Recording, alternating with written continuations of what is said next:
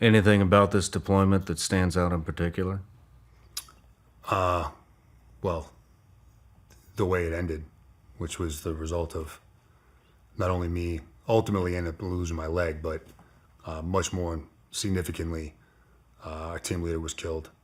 Our infantry squad uplift squad leader was killed. We had a squad of infantry guys that were there to support us, mostly for base defense stuff, but we got to a point where we were bringing them out on some ops. Our dog was killed. This is at the tail end of the deployment.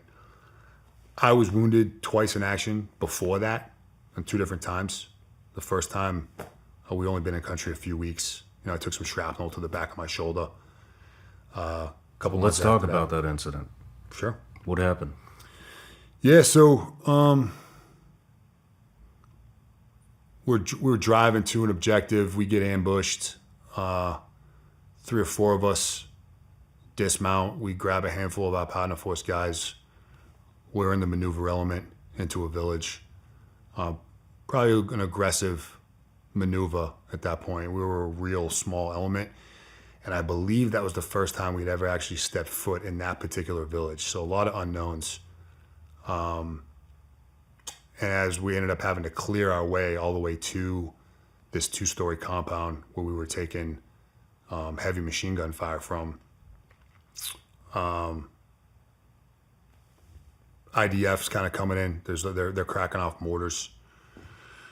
Grenades are going off around from us, from enemy to us.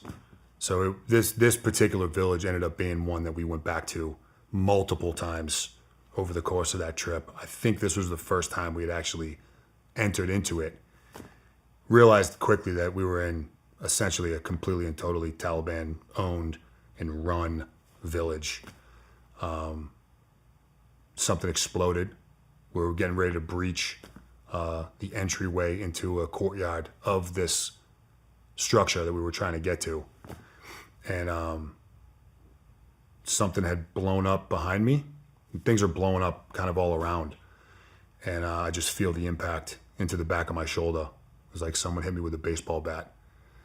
And I look back, and sure enough, there's like a lemon-sized hole in the back of my shoulder.